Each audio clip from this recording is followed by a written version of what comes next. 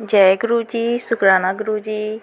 ओम नमः शिवाय। शिव जी सदा सहाय। ओम नमः शिवाय। गुरु जी सदा सहाय। गुरु जी के चरणों में मेरा कोटि कोटि प्रणाम और सारी संगत जी को जय गुरु जी। तो संगत जी, मैं बहुत ही डिवाइन सत्संग शेयर कर रही हूँ आपके साथ में, और गुरु जी को मन में ध्यान में रख कर इस सत्संग को सुनिएगा और सत्संग को पूरा सुनिएगा, अधूरा मत छोड़िएगा। तो संगत जी, चलिए सत्संग को शुरू करते हैं।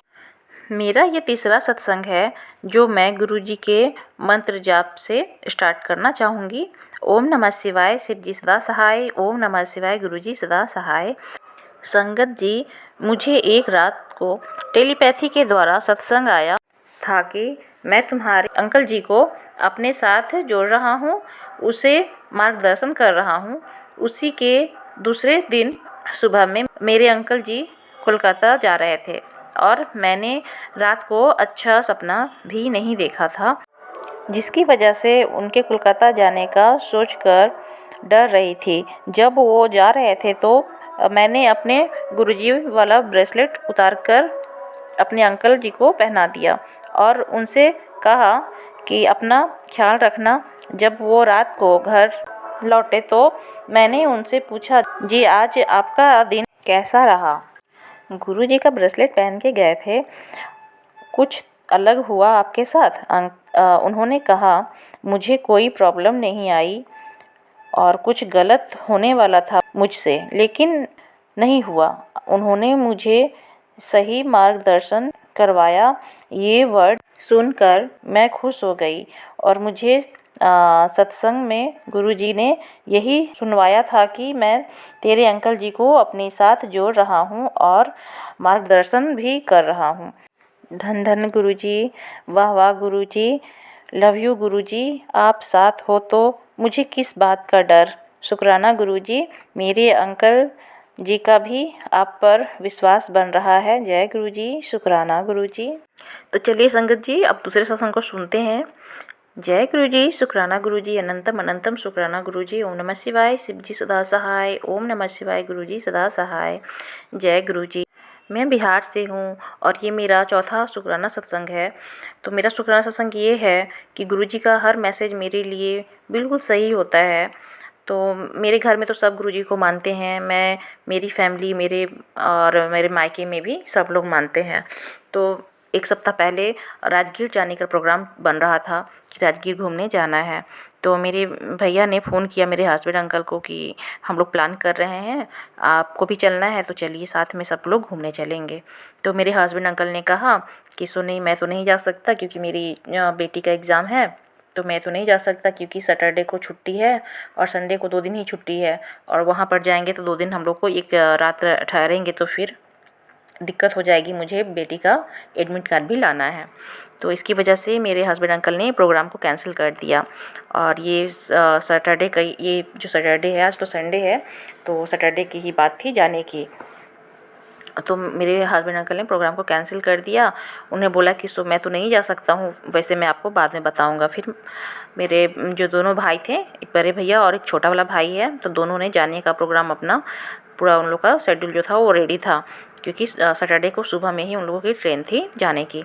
तो फिर मेरी बात होती है 2-4 दिन पहले मम्मी से मेरी मायके में। तो मेरी माँ से मैं पूछती हूँ कि उन लोग को जाने का जो प्रोग्राम है, तो लोग तो जाएंगे घूमने के लिए राजगीर, मेरे भाई। तो मेरी मम्मी बोली कि सो नहीं, जो तुम्हारे भैया है वो प्रोग्राम कैंसिल कर दिए। तो बोली कि प्रोग्राम कैसे कैंसिल हो गया? तो बोली कि सो रात में जब प्रोग्राम हो गया था, टिकट भी कट गई थी, तो रात में गुरुजी का मैसेज आता है 11:30 पौने 12 बजे रात में मेरे भाई के मोबाइल पर कि तो ना, जो ये 29 तारीख तेरे लिए बिल्कुल सही नहीं है, उस दिन बहुत बड़ी दुर्घटना घट सकती है तेरे साथ, तू घर से बाहर मत जा, उस दिन बिल्कुल मत जाना कहीं, तुम घर से बाहर मत निकलना। मेरे भैया ने ये मैसेज जब गुरुजी का देखा तो वो डर गए कि सो उस दिन शनिवार है, अमावस्या भी है, तो गुरुजी का मैसेज भी आ रहा है कि उस दिन मत जाना कहीं घर से, शनि अमावस्या है, बाहर मत निकलना। तो उन्होंने प्रोग्राम कैंसिल कर दिया और उसी समय पौने 12 बज रहे थे रात के, तो छोटे वाले भाई को भी मैसेज कर दिया कि प्रोग्राम कैंसिल हो गया, हम लोग नहीं जाएंगे घूमने के लिए क्योंकि गुरुजी का मैसेज आया है। तो फिर मेरे छोटा भाई है तो वो गुरुजी को कम मानता है, लेकिन उसकी जो वाइफ़ है वो गुरुजी को मानने लग गई है। तो बोले कि कोई बात नहीं है, गुरुजी का मैसेज आया है तो बिल्कुल वो सही होगा या नहीं भी हो सकता है। तो मेरे बड़े भैया बोले कि सो नहीं नहीं, गुरुजी का हर मैसेज सही होता है, अब प्रोग्राम कैंसिल करो, अब कभी फिर दूसरी बार चलेंगे। तो उन लोग का भी प्रोग्राम कैंसिल हो गया। और इस सैटरडे को मेरे हस्बैंड अंकल तो जाने का प्रोग्राम तो कैंसिल कर ही चुके थे, लेकिन मेरे हस्बैंड अंकल के साथ में शनिवार के दिन मेरे हस्बैंड अंकल की बहुत ज़्यादा तबीयत ख़राब हो गई। उन्हें बहुत ज़्यादा लूज मोशन होने लग गया, उनकी तबीयत इतनी ख़राब थी, इतनी कमज़ोरी हो गई कि बहुत उन्हें ख़राब लग रहा था। तो मेरे हस्बैंड अंकल ने कहा कि गुरुजी की एक एक जो बात होती है बिल्कुल सही होती है। उन्होंने जाने का प्रोग्राम तो कैंसिल करा दिया, अभी मेरी तबीयत भी इतनी ख़राब हो गई है, अगर मैं जाता भी तो मेरी तबीयत मतलब उस लायक ही नहीं थी कि मैं जा पाता।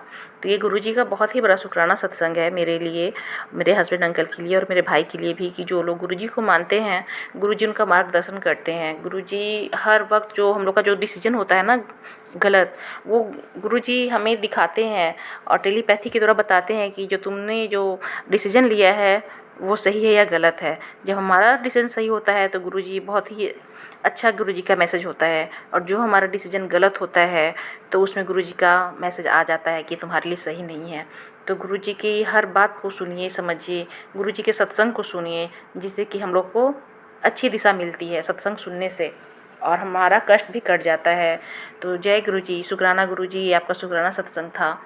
और अभी तो मेरे हस्बैंड अंकल बिल्कुल ठीक हैं, सही हैं, आपकी कृपा से, आपके जल प्रसाद से, आपके चंदन प्रसाद से।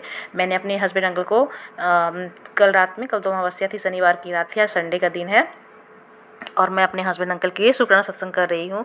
तो मैंने रात में गुरुजी का जल प्रसाद और जो टीका होता है चंदन टीका, उसको मैं उतार कर रखती हुई कटोरी में, उसी में जल प्रसाद मिलाकर अपने हस्बैंड अंकल के पूरे बॉडी में, मतलब कि सीने में और कलाई नस में, जो नस की होती ना हाथ की कलाई, उस पर लगाई, क्योंकि उन्हें बहुत ज़्यादा वीकनेस लग रही थी, बहुत ज़्यादा कमज़ोरी महसूस हो रही थी।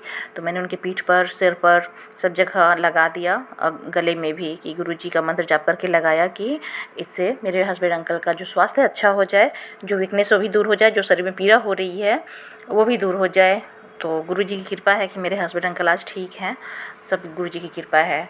तो मेरा सत्संग इतना ही, फिर मैं शुक्राना सत्संग के साथ आऊँगी, और मुझसे जो बोलने में त्रुटि हो गई, गलती हो गई, मुझे क्षमा कर दीजिएगा गुरुजी, क्षमा कीजिएगा संगत जी। ओम नमः शिवाय, शिव जी सदा सहाय। ओम नमः शिवाय, गुरुजी सदा सहाय। जय गुरुजी, शुक्राना गुरुजी। संगत जी, सुना आपने, कितनी ब्लेसिंग भरी सत्संग है। तो सत्संग को सुनिए मन से, ध्यान से, गुरुजी को दिल में रख कर सुनिए सत्संग को। और इसमें बहुत सारी जो ऐसी बात है जो छुपी हुई होती है, जो आपको बहुत ही मार्गदर्शन करेगी, ऐसी बात होती है सत्संग में। जो भी सत्संग सुनते हैं उन सत्संग में हमारा क्वेश्चन का आंसर छुपा हुआ होता है, तो जवाब आपको सत्संग सुनने से भी मिलता है। तो ज़रूर सत्संग को सुनिए गुरुजी को ध्यान में रखकर, और सत्संग को कभी अधूरा मत छोड़िएगा, जिससे कि हमें गुरुजी की ब्लेसिंग नहीं मिलती है। तो सत्संग सुनिए और गुरुजी की अपार ब्लेसिंग लीजिए। सत्संग इतना ही, फिर मैं आऊँगी अगले सत्संग के साथ में। और अगर आपने अभी तक इस चैनल को सब्सक्राइब नहीं किया है तो गुरुजी के इस चैनल को सब्सक्राइब कर लीजिए, लाइक कीजिए, शेयर कीजिए, और कमेंट में जय गुरुजी लिखना मत भूलिए। और आप भी अपना सत्संग शेयर करना चाहते हैं तो व्हाट्सएप नंबर दिया गया डिस्क्रिप्शन बॉक्स में, आप उस पर अच्छे से अच्छी राइटिंग में लिख कर भेजिए, या अपने वॉइस में रिकॉर्ड कर कर भेजिए। तो जय गुरुजी, शुक्राना गुरुजी। ओम नमः शिवाय, शिव जी सदा सहाय। ओम नमः शिवाय, गुरुजी सदा सहाय। जय गुरुजी, शुक्राना गुरुजी।